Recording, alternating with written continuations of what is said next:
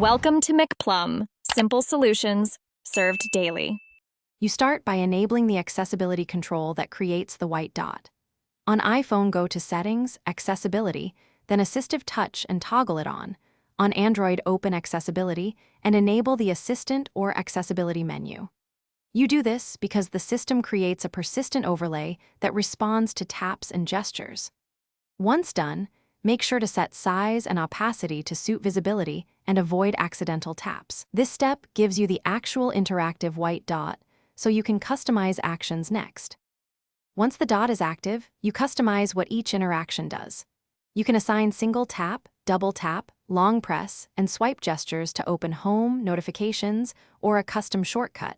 Doing so saves time and reduces physical button use. On iPhone, use Customize Top-Level menu and create new gesture. On Android, pick actions from the Assistant menu settings. Make sure to test each mapping immediately so you avoid unexpected behavior during regular use and refine touch sensitivity for accuracy. To finish, verify the white dot stays visible and that every shortcut works across apps. Walk through common apps and confirm gestures trigger expected actions. If the dot disappears, first restart your phone and retoggle the accessibility option.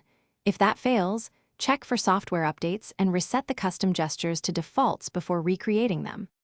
One key troubleshooting tip: if overlays or third-party apps hide the dot, remove or adjust their permissions, because overlay conflicts are the most common cause of disappearance. Thanks for watching. Stay juicy and subscribe.